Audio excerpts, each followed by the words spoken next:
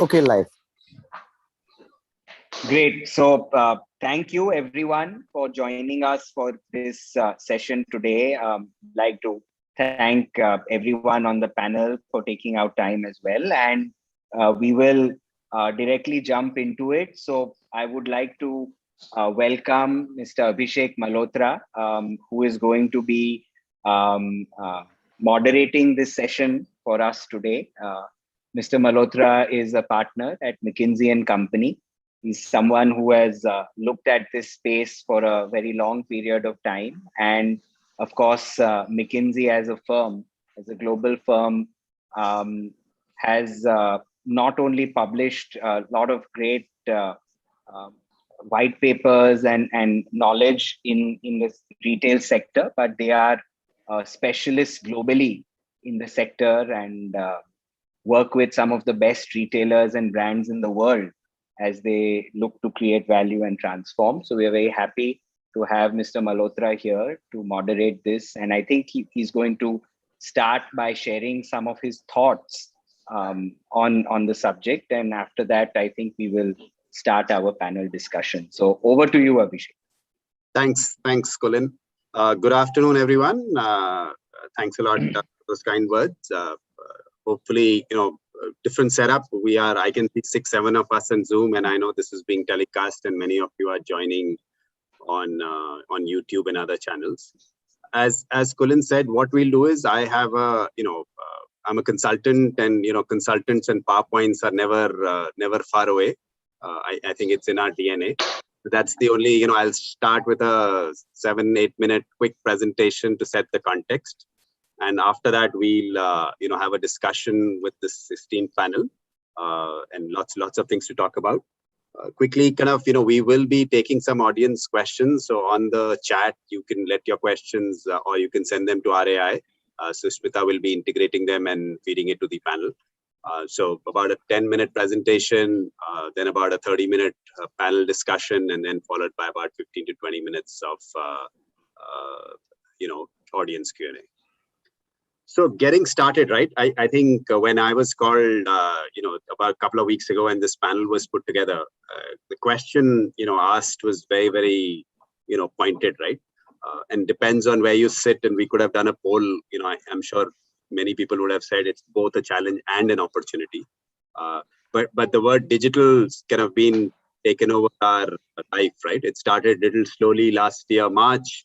The fact that we are all here, doing a webinar from different locations, Mumbai, Ahmedabad, and wherever in the country and across the world you are, it's become a pretty clear part of our lives, right? I think the objective that we will get to is, and the discussion we would have is, it's up to us, right? Each one of us individually.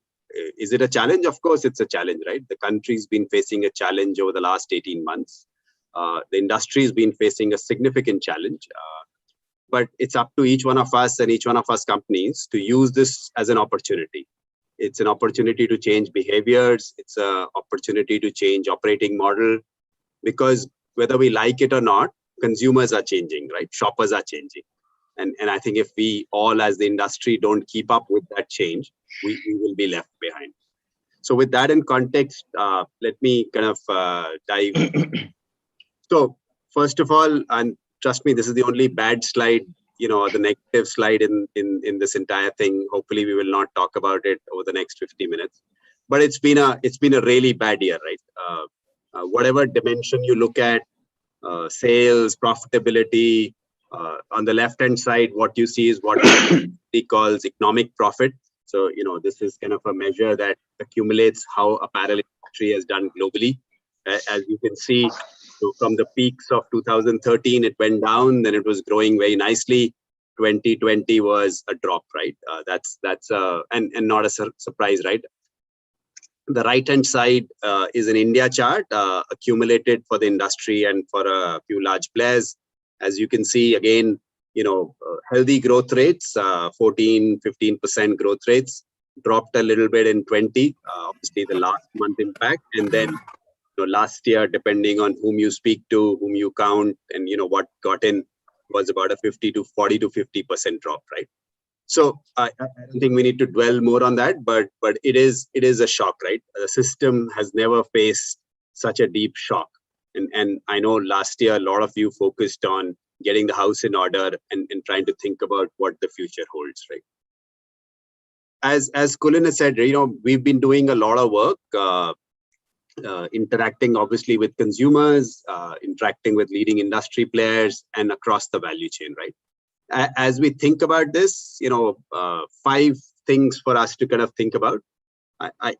First, not a surprise, digital has become a part of life. As I said, India is about 1.3 billion people, about 800 million adults. Out of that, 160 million, right, shop online, right? 160 million. That's a very, very large number. Out of that 160 million, about 130 million buy fashion. So from a category perspective, it's very well, people have experienced it. Everybody may or may not have liked it, but from a usage perspective, right, at the top of the funnel, that is getting bigger and bigger, right? So think about this: 130 million fashion shoppers online, a number which is projected to grow significantly as people have gotten used to it. So that's one kind of thing to think about. Second, basket purchase. What we are buying, very, very different. I'll take at least Kulin and Venu are in a nice shirt. I'm a consultant wearing a t-shirt. That's been my apparel of choice for the last 18 months. Unheard of, right? The suit's gone, the cufflinks have gone, but this is reality, right? Some of it will come back. Venu's got his cufflinks, but some of it will come back, but many of it will not, right? I think there is a trend we need to be aware of, right? Whether it's kids, whether it's adults, whether it's celebrations, I think there is a shift, right? Both category and also price points, right? What people are ready to spend and where are they ready to spend, right? Fewer occasions, maybe more spending. This is also an economic hardship, right? So maybe more value offerings, right? So I think there is a shift, right? The train has kind of been impacted quite a bit. The thirdly, loyalty, right? So McKinsey does this research on a pretty regular basis. You can find it on our website. 94% people have changed either their brands or their stores or where they shop, right? Obviously, initially it was more supply driven. I like a particular store, but that's 4 kilometers away. I cannot go there. I live in Mumbai. The malls are still closed. So I live like literally 500 meters from Phoenix. That's been shut. So I can't go there. But now increasingly it's becoming different habits, right? Maybe I'm used to different channels. Maybe I'm used to different, I've explored a lot more and there are a lot more offerings available, right? So this loyalty as a concept, which many of us have spent years kind of building it up, suddenly got a shock, right? Again, good thing was new people tried our products. The bad thing was our loyalists went somewhere else and tried something else, right? So depending on how you do this is again both an opportunity. Fourth, there is no doubt about it. The store, the brick and mortar, the role is changing, right? I think this was a shift that was happening slowly. I think over the last 18 months, this has become even much, much more important to everybody, right? Each one of us, I know, have looked at what the role of the footprint will be. What should a store do? And then last, people, right? India has always been a labor-rich environment.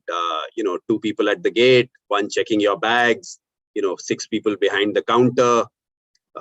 And that was all in the name of service, right? That's our model, right? Similarly, in our factories, more people, when 2 people could load stuff, now maybe we need 4. A lot of manual processes, right? I think this is both a risk, right? Risk of health, risk of contamination, risk of the disease spreading, and also a cost structure issue, right? So I think that's and even customer expectations are changing, right? Does service really mean 4 people coming and standing close to me, or is service mean something else, right?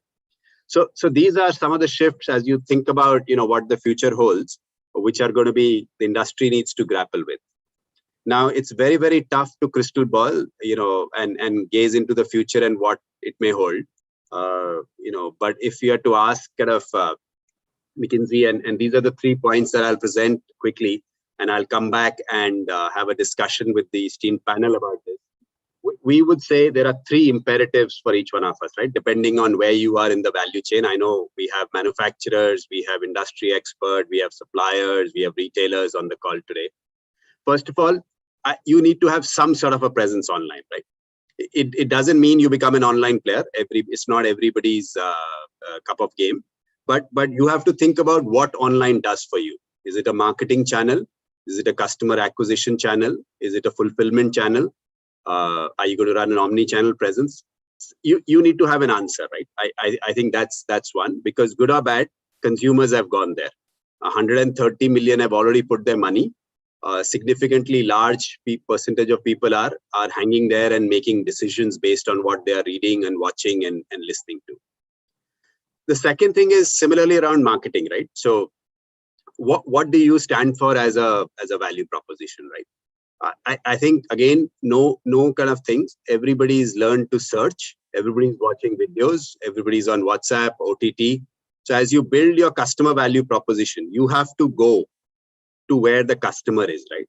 Where the shopper is going to be. Are they also on television? Yes. Are they also watching hoardings? Yes. But increasingly, a lot of them are also interacting with the industry, with the brand in different mechanisms, right?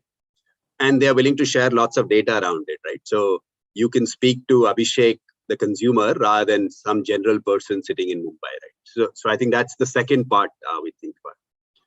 The third part is, I think this industry, obviously decent, healthy margins and growth. Kind of a shock like this obviously forces us to examine some of our cost structures. How do you use data much better? How do you restructure your supply chain? I think the amount of data captured by the retail industry is just remarkable. I think now there's a unique time to kind of start to connect people together, connect pieces together, and make a lot more informed decisions. And the last part under that is the supply chain. We live in a constant day. We don't know which store will be open, when, for how long, whether the season will come or not. I think the luxury of time has been snatched away from us. There is very little. We need to be quick. We need to be agile. We need to change as consumers will change and as the regulatory environment changes, right? So I think that's kind of the three things. Just going a little deeper into each one of these, and I won't dwell a lot, but focus a lot more having a discussion with the panel. Overall, right, if you talk about numbers in India, is always a tricky number, right? Apparel, anywhere from about a $70-75 billion industry. Our expectation is, once things start back to normal, and we are seeing many trades pointing towards that, over the next 5 years, it will grow to about 100 billion. The thing is, half of this growth is going to come from online, right? So that's one. And a little bit of caveat, right?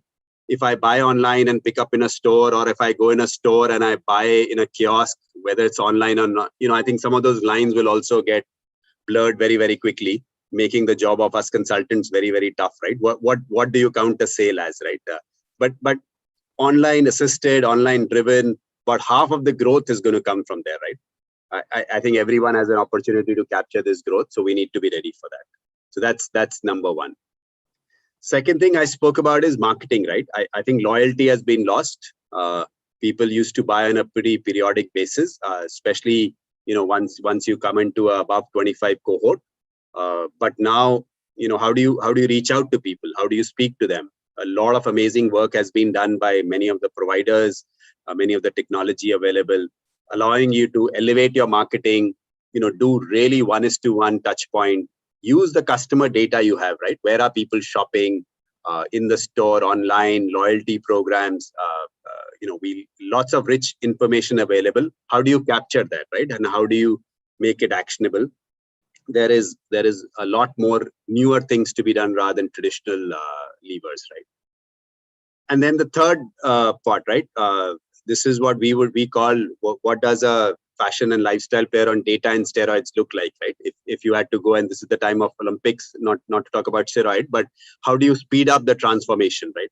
There are many things you can do. This shows some examples on the front end side. I think some of the things that we are seeing leading players do is think about assortment. Why every store shouldn't get the same things, right? Now there is lots of external data available. I know we are all talking of privacy and other things. It's amazing the amount of data Google and other third-party people capture, right? Whether it's footfalls, whether it's presence, whether it's affluence of a neighborhood, what exists in each and every. So by store, you can get a lot of rich data, not only your data, but data across the neighborhood, right? What does it stand for? So how do you use that? How do you use that to do better assortment and better merchandising? Similarly on promotions, right? All of us are good or bad tuned to this 20% off, 40% off, 60% off. What promotions make sense and what promotions don't make sense. I think this is where data and analytics can help. Similarly, there are lots of examples and use cases on the backend side, right? Forecasting is a very, very good example, right? The machine learning algorithms. I think all of us are smart, all of us have human intelligence, but I think there is a role for human intelligence. Data, using the data to kind of forecast what future could look like is kind of definitely going to play a big role in the forward. And then secondly, what does the network look like, right? Where do I store inventory? How do I move things fast? So that's the gamut of things I wanted to cover. So just to kind of remind, bad year, many trends facing us. But if we had to kind of talk about three areas, first would be online/omni-channel, second would be digital marketing, and then third is using data and analytics to kind of drive efficiencies in the background, right? So with this in mind, I'll open up the panel to kind of discuss these 3 points. I'll keep tight control on time, but just to quickly introduce the panel, and I'll do. So first of all, we have Bijou. Bijou Kurien is the chairman of RAI. He's on the board of Catterton, veteran industry advisor and operator, and now kind of working and figuring out where new money needs to go and how does you protect the money that you've already invested in. Then we have Kulin Lalbhai, based out of Ahmedabad, who's the vice chairman of RAI. He's the executive director of Arvind. Strong legacy and a very strong brand, which is kind of, and also has an equally strong presence on the digital side much before all of this happened. Will be good to kind of bring his views as you look at both sides of it. And last but not the least, we have Venu Nair, who's the CEO and MD at Shoppers Stop, a new role he's taken on. But again, lots of history and working with strong brands like M&S and Westside, and brings years of learnings to a very, very iconic brand. So welcome panel. Just a quick kind of time check. It's 3:20.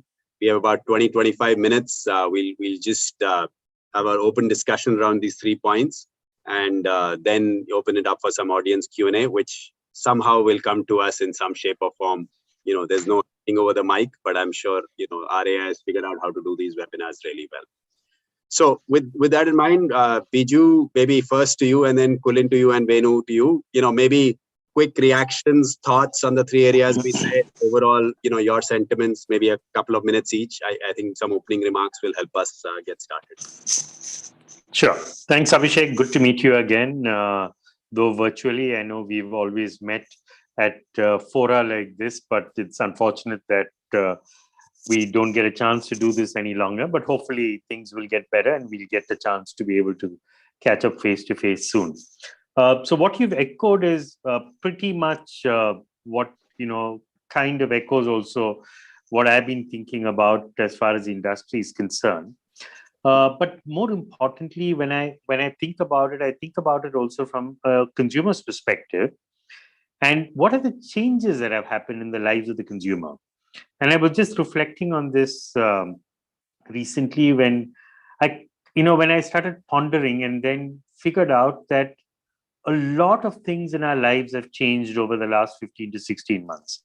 Forget habits like, sanitizing and wearing masks, which were otherwise alien. We kind of adopted the habit of carrying a phone with us wherever we went. Now we are adopting the habit of carrying a mask with us wherever we go. But I think if you look at each one of our lives, we've learned to actually work from home as opposed to working from an office. We've had our kids study from home as opposed to studying in a school. We've had the opportunity to sample entertainment at home as opposed to going to a theater. We've had the opportunity to be able to consume food at home as opposed to going into a restaurant. And if you look at this, there are several such changes that have happened in our lives which have unconsciously crept upon us. And we've all taken to that naturally. Like as though, initially it was a little odd, but then over 16, 18 months, we've actually taken to it like it's really natural and that's the way to do things. I was just traveling this morning from Bombay to Bangalore, and the routines that we follow as passengers on an aircraft uh, surprised me also. How automatically at security now we've got used to kind of stripping every piece of metal off our body. How as soon as we enter the boarding gate, we pick up our small little kit, we put on our masks automatically, we put on our shields automatically.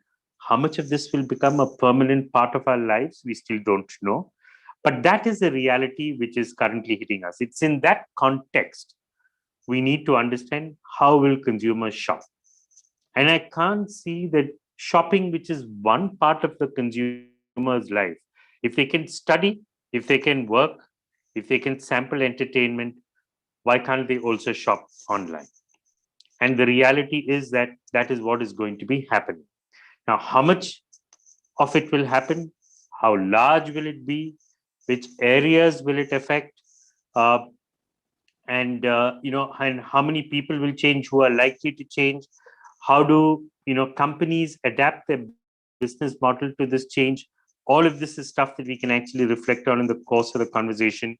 But what I'm just driving is that given all these changes around us, it would be illogical to expect that nothing will happen as far as our business models and the way consumers shop. So that's what I'd like to just say as a last line before we join back into this conversation.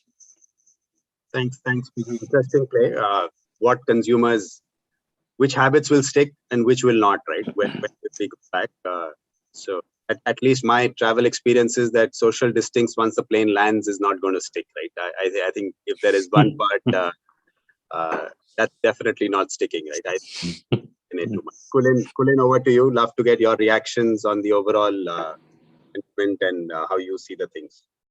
Yeah, so that the 3 points that were there on the slide resonate very well with me. But before I get into each one of them, I think on the whole piece around opportunity versus challenge, I think the challenge usually comes from the speed of change, and models struggle because sometimes when things change too quickly, your core business gets kind of destabilized, and whilst you're trying to build onto the new business model, you have to deal with the core transforming as you build, in a sense, the new engine. So I think the challenge comes from the change. Otherwise, I really look at digital as a very unique opportunity. And if my take on the 3 buckets, the first one on Omni, for time immemorial, I think the store was the center of energy in retail. And I think now with the changes, it's a very important part of the ecosystem, but it is not necessarily the core. The core now is in a sense, the consumer, because we can touch him in so many ways, including through a handheld smartphone. So, omni-channel, the reason it is powerful, the first leg that Abhishek talked about, the way I see it, is that it creates a one inventory. And the problem in our industry is always getting the right product at the right price at the right place. And if you connect all the inventory and create one pool of inventory, in a sense, it dramatically improves the economics of the whole business model. So we've taken one inventory very seriously. In fact, at Arvind, we built our own proprietary technology that made every one of our stores a warehouse. And not only did we connect it to our own .com, but today we've connected it to the Mintras, Flipkarts, and Ajios of the world. So now you have this beautiful cloud of inventory where you have 1,000 warehouses. And, all the online demand adds to the offline demand. So your productivities go up, your sell-throughs go up, your discounts over time should come down if you run this well. And, we have succeeded quite a bit, I would say, on this paradigm of one inventory, so much so that we have spun off our technology almost as a separate business, which we called Omni, and we're working with some of the best brands with that tech. I'm a very big believer in one inventory, and it will make our business model stronger. The second bucket, the way I look at it, is I call it one customer. And the millennial is a very different beast, I feel. I think advertising is no longer very relevant. The youngsters don't like being sold to.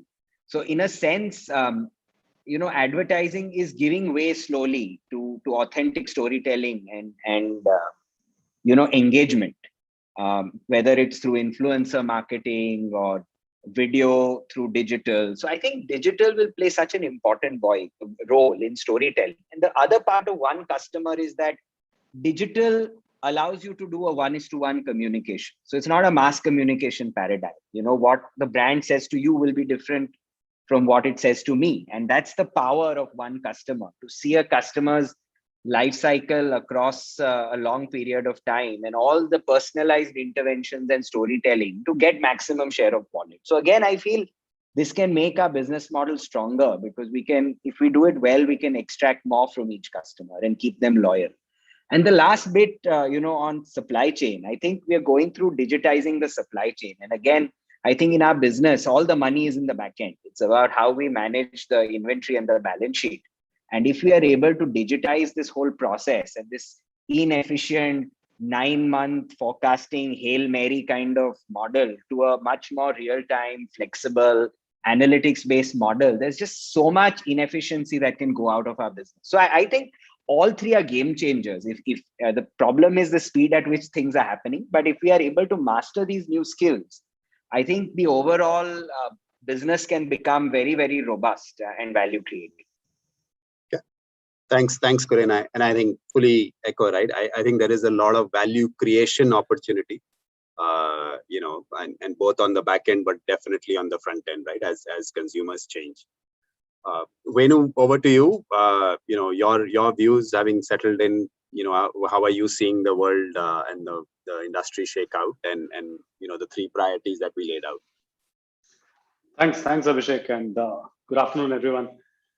I think the topic itself of a challenge or an opportunity, and I think it's interesting. And at the same time, I think the way the topic is phrased, I think it's more, is it a challenge as to how fast you move on it, or how quickly you adapt to it?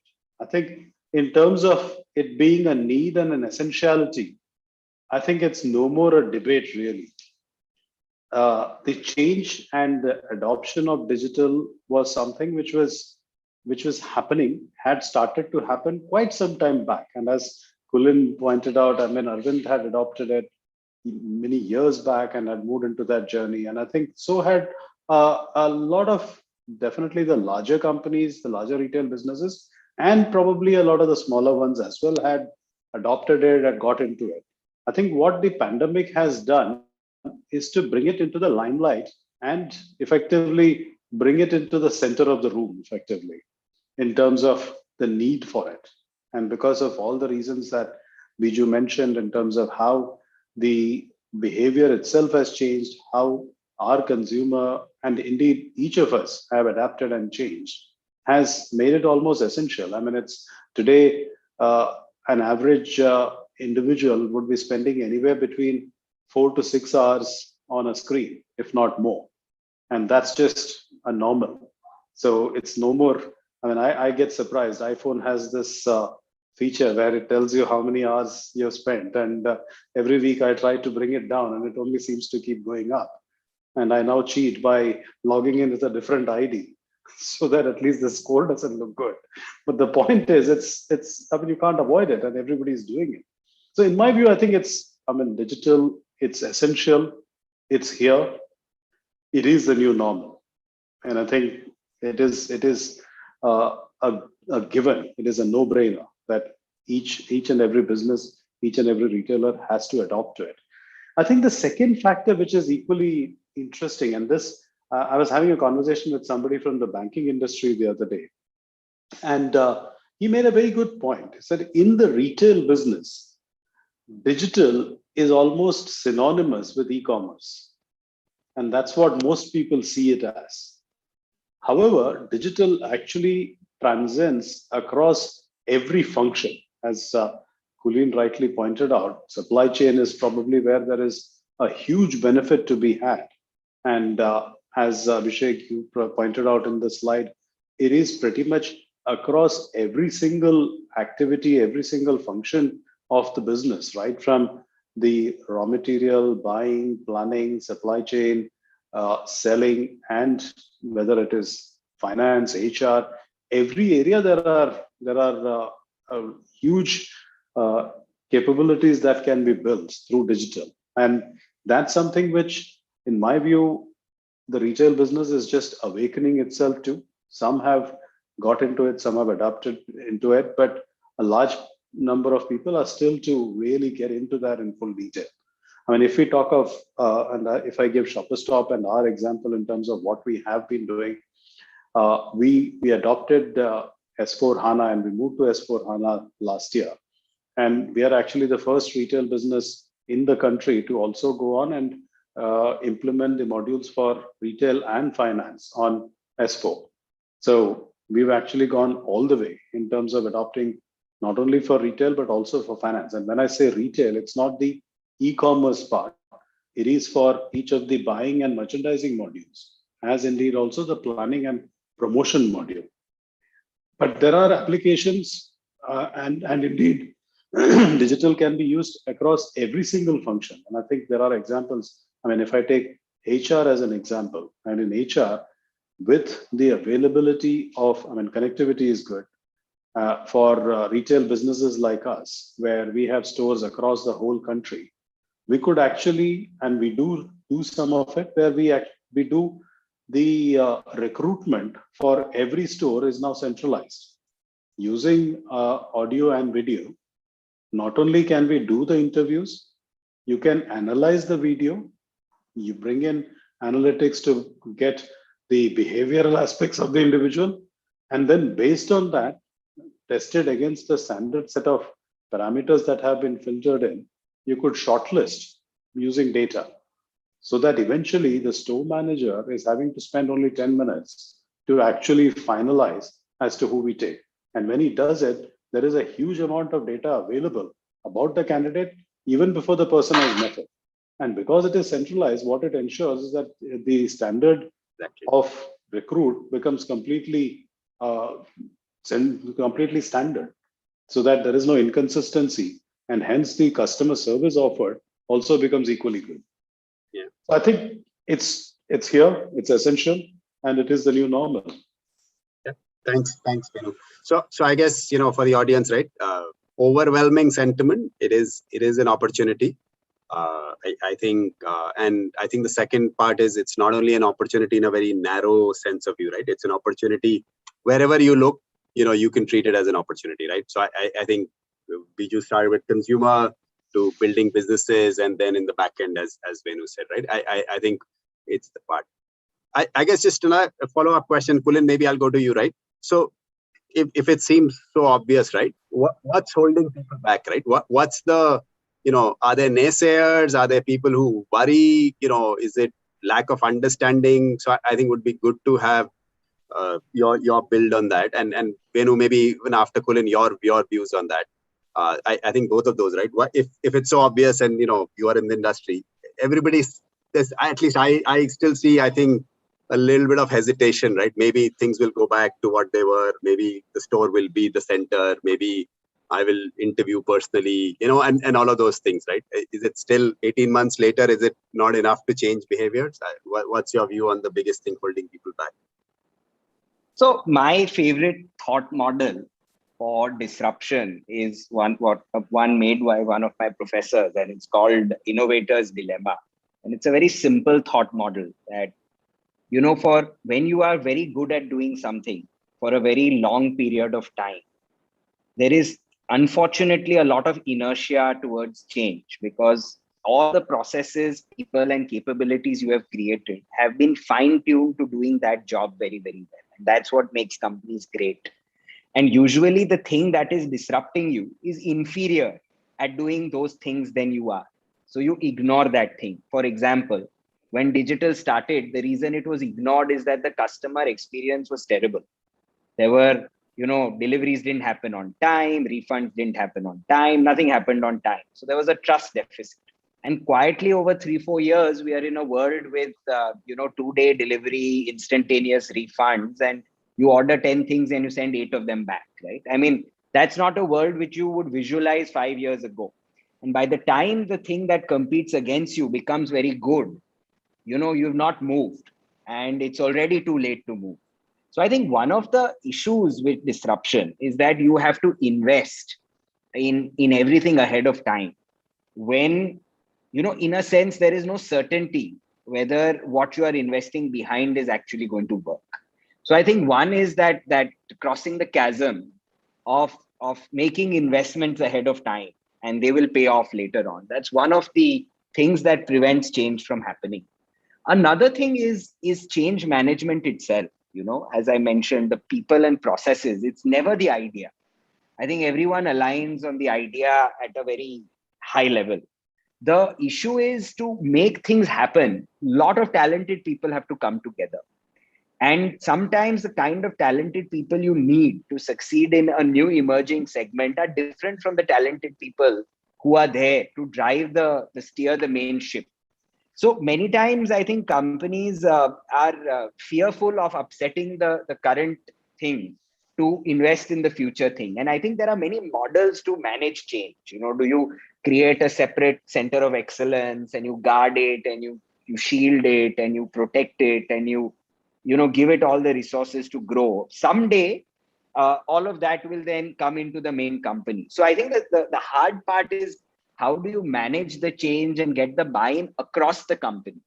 And that's very critical. You can't just have a top-down, low-touch model. The change has to happen end-to-end and throughout. I think that the second thing I would say is why, it's a little difficult to make the change happen.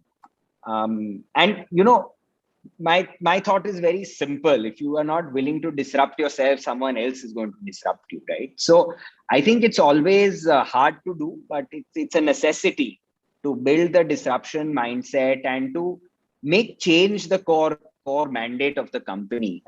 The top management can become the flag bearer and can create that platform, but then there's a lot more to be done to make it seep into the entire organization so that you get broader buy-in. Okay, thanks. Venu, any builds on that? Anything that you would say? Yeah, I think Kulin's put it very, very aptly. And in my view, I think first, of course, is the inertia in terms of and inertia and hope that things will come back. And I think once an individual and organization goes past that, and I do believe that most organizations have gone past that, I think it's then when you start looking, it is the huge amount of information that's out there available and narrowing that down to actually which area to target and what to go for. And in my view, I think the best way to manage that firstly is to define for yourself why you want to do it. If you are adopting digital, why you want to do it is the most important thing. And what are the benefits? And I think the benefits should be looked at. It should be one of the three. It should be either customer and delighting the customer, or improving productivity, or reducing cost. It has to fill into one of these buckets. And I think that's very, very important. And once you define on that, and then you answer the why, then comes the what, in terms of what do you want to do or what do you adopt. And again, whether it is the number of applications available or the number of technologies available, it's huge.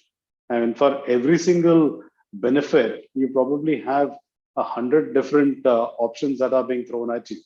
And with the number of startups and entrepreneurs, I'm sure each of us received about 200 emails every day offering to improve customer satisfaction, offering to improve your productivity, offering to recruit better, and so on and so forth.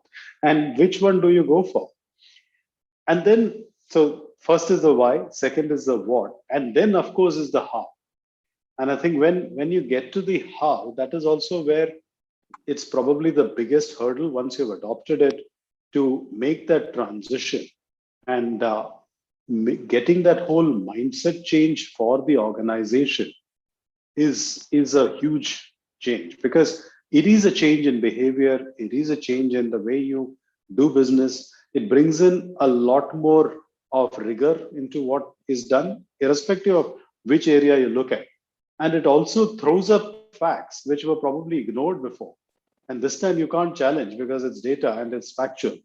So to that extent, it makes individuals uncomfortable, and it's also the fear of the unknown and so on and so forth. So that whole culture change is equally important for the adoption to happen. So I think that's really the stages that one should go through to get to and narrow it down to what you want to do. No, it's a good point, Venu, and specifically the point on choice, right? There are 97 forecasting tools available. At some point, if it was good or bad, if there was one solution available, right? You could you may hate it, but it's like movies on Netflix, right? And there are so many options available. You don't know what to watch and when to watch, and there's always this dilemma. And just as you finish implementation, the upgraded version comes through. Yeah, exactly. No, I have a client who kind of makes this famous statement, right? He says we have more pilots going on than Indigo has, right? So it's a constant. He says we never seem to scale up. We always seem to one pilot to the other, right? So that's fine. Bijou, maybe that's a good question for you. You in your role is obviously also interacting with startups, new age companies, looking at investments. How do should companies wait for the next big idea, which is soon overpowered by the next biggest idea and the coolest thing? When do you take a plunge? How do you both sides, right? We have some startups on the call today. We have people who want to use their services. How both can be it can be very beneficial, right, if the collaboration happens. But any thoughts to that, Venu's challenge? When do you decide to go in, and when do you decide to just be a pilot, right? See, one of the things I've seen with technology is that it is very difficult to predict, one, the direction in which technology will go and the speed at which technology will change. We've seen, various kinds of technologies. Just think of connectivity by itself. And, between Wi-Fi, Bluetooth, all kinds of newer technologies which are now coming in, which enable us to connect. Look at, the power of transmitters and how it's moved from large scale to small scale, from being widespread to intense. So what happens is that when you think of investing in technology, you've got to understand clearly as to what do you want to create as a consumer benefit.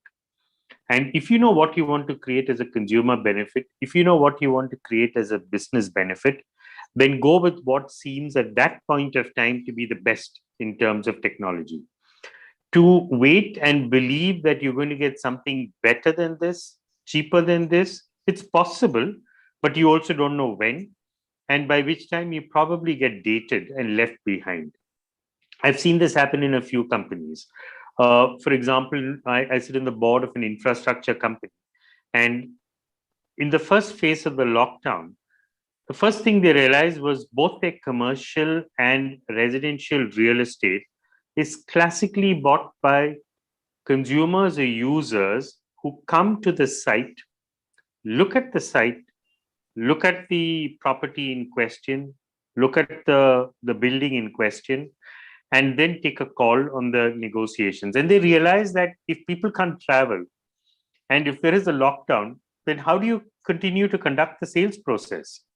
And they initially started with the residential business, and they figured out a way to be able to get consumers to feel comfortable with a digital walkthrough, and then a way of being able to put yourself in the shoes of the consumer and actually drive up to the site, walk into the building, look at the apartment types which are available there, and then decide to take a call.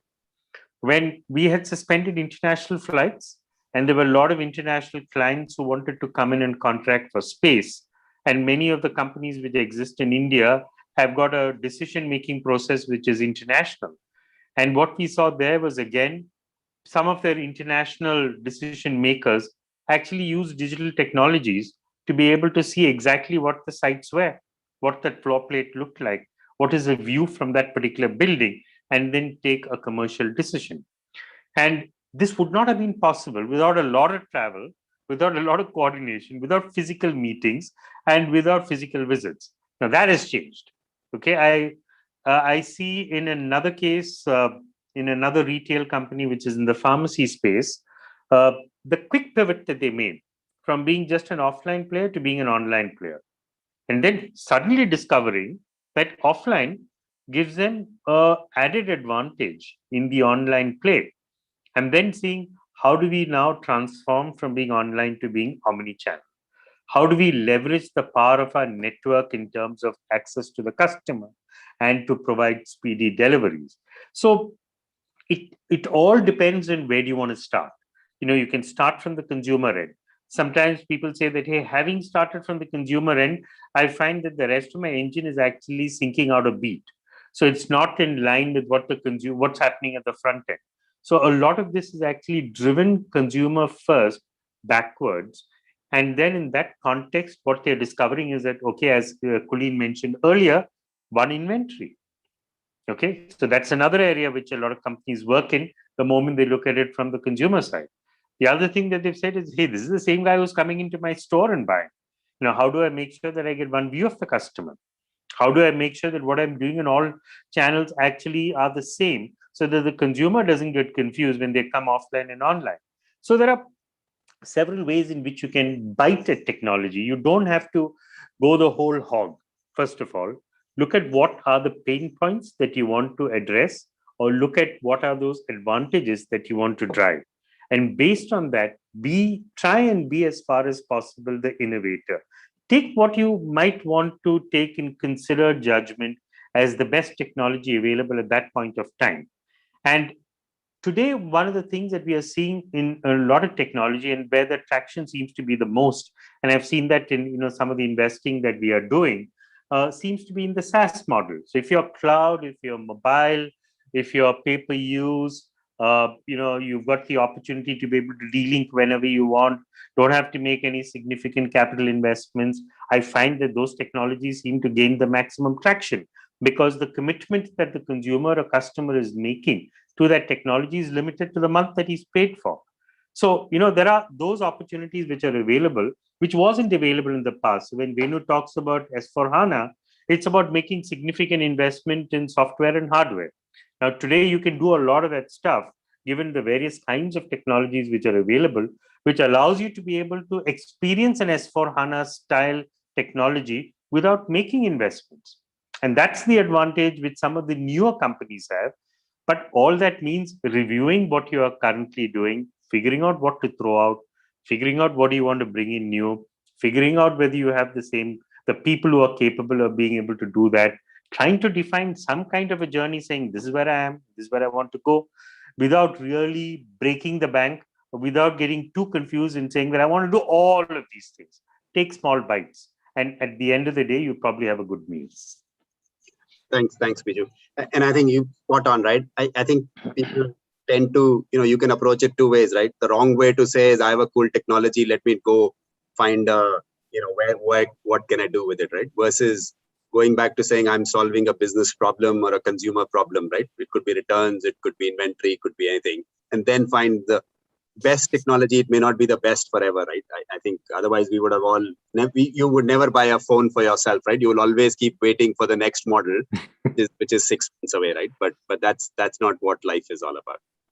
Okay, I'll keep on. We are getting some audience questions. Maybe I will kind of do quick, questions. Maybe Venu, first to you. Some questions around future of the store. Would you look to expand stores, and what happens to people in the store, right? Maybe a quick reaction. I have 4 or 5 questions already in from Susprisha. I'll try to kind of spread them around, but one question for you. Sure. I think it's an interesting one because it's also probably the most oft question for all retailers as to what's the future and where does it go. And I believe that the future of retail is omni-channel, as we have all said. I think in different forms, different ways, we are all saying the same thing, that the consumer will choose how to interact with you as a retailer. And you have to give that option of the consumer to be able to reach you digitally as well as to be able to touch, feel, experience the store. And both of that will be equally important for every retailer. The online businesses are moving into offline because they realize the need for that, as much as the offline retailer adopting online. So I think that's a convergence which is happening and will continue to happen. The store will play an important role, more so in India. I think this will be different for different countries. Countries like US have had oversaturated when it comes to physical space, and hence some level of shrinking has happened, will happen. Whereas countries like India, where physical infrastructure is actually in short supply and it's not yet developed, it is going to continue to expand. I mean, even today, when you look at the split of the market, only less than 30% of retail is in the organized sector. 70% is in the unorganized sector. And just that unorganized moving into organized will itself contribute to a huge amount of growth. And hence the physical space will continue to be important. Second, I think in India, it is also an important activity for people, because it is a space where it's entertainment. It's about visiting the mall, for the food court, the cinema, and cinema, as we all know, Bollywood comes only probably ahead of cricket, if not at parallel. So to that extent, that's very, very important. And it's the whole experience. And the future of the store, the experience of the store will be very, very important. It is, what does that customer, the consumer, get when they get to the store? And it's about that feel-good factor. It's about the wow that you create in a store through the visual merchandising, through digital technology, to ability to reach out and get the consumer to feel something which they otherwise would not. And I think that's very, very important in the store itself. But in a nutshell, Omni, the store is a very, very important cog in that wheel and will continue to play a massive role as you go forward. Okay. Encouraging for people. Kulin, maybe the next question for you. This is both maybe wearing your Omni hat on also, right? I think some questions coming, all this is great, but what about smaller retailers, right?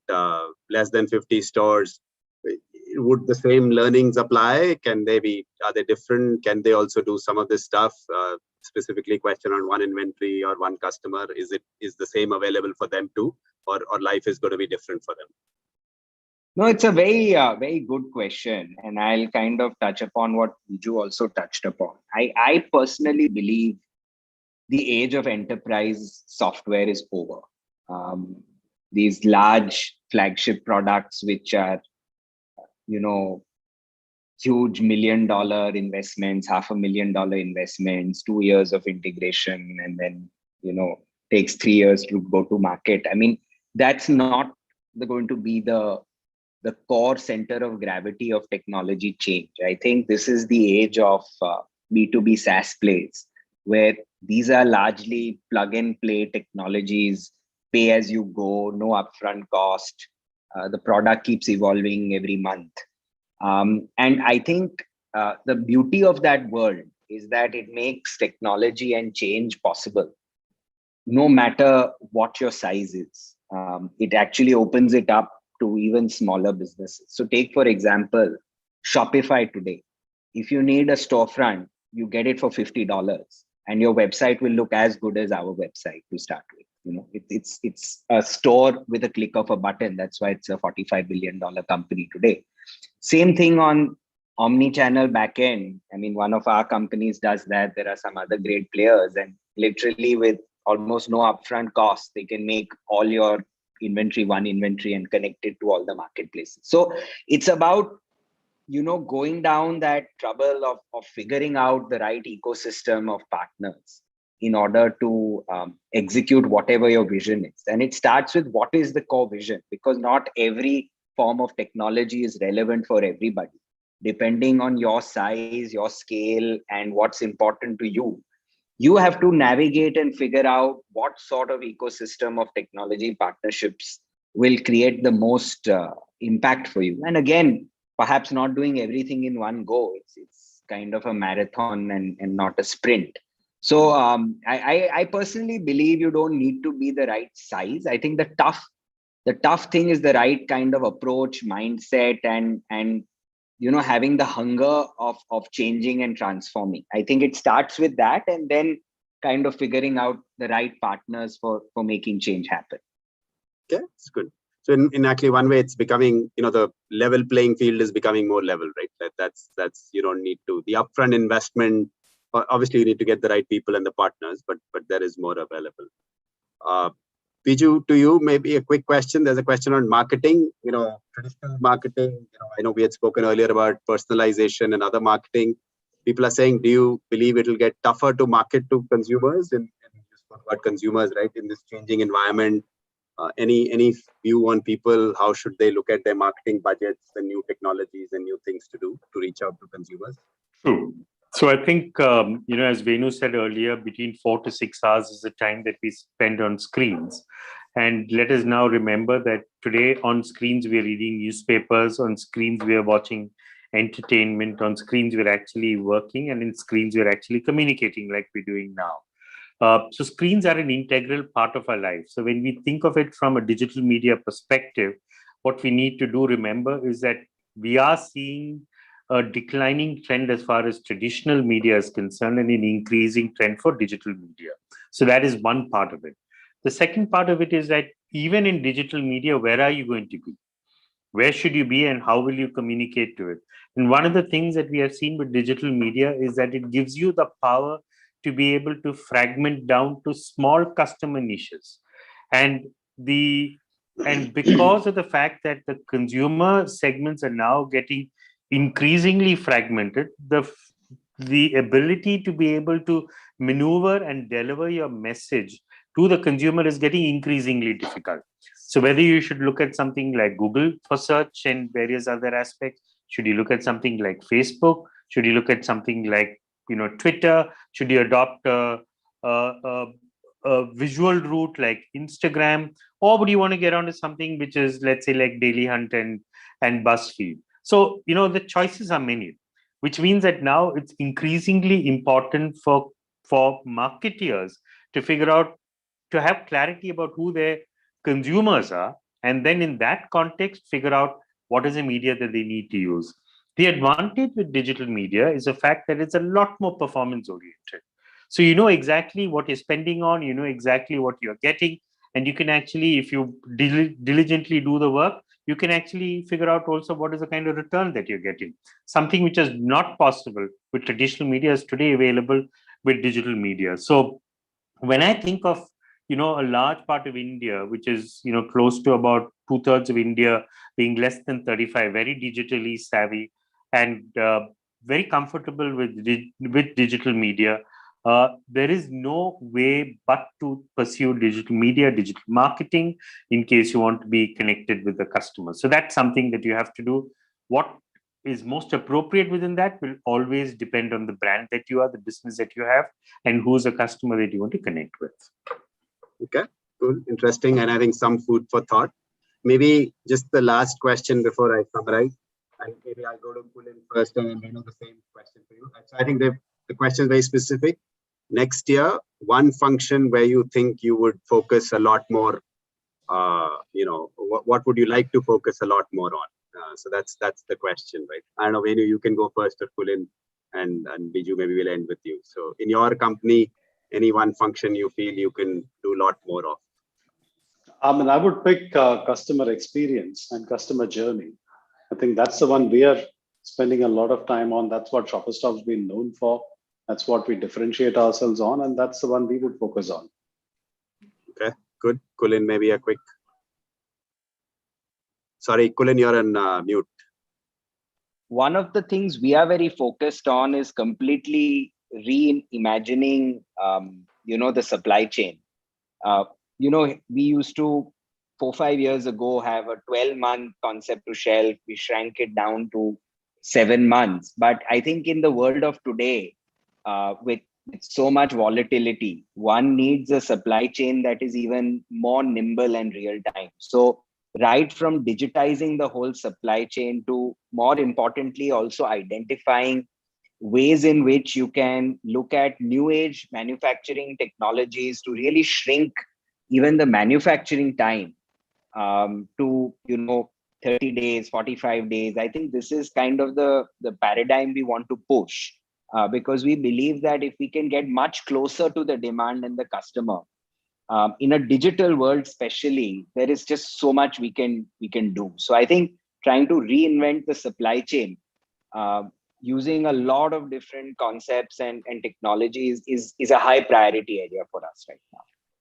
Okay, good. Bijou, any? And just to add to the other two, I think one of the areas that I would certainly feel very important next year would be analytics. There's a lot more that we need, that we know about the customer than we actually care to know about the customer. So how do we use this to develop new insights about the customer and retain those who are buying from us, retarget to them? I think it's going to be very, very critical in a competitive world, which is why I think analytics will play a very important role. Yeah, it's good. No, I think that's a good list. So I think hopefully people have taken notes, and depending on your company and your.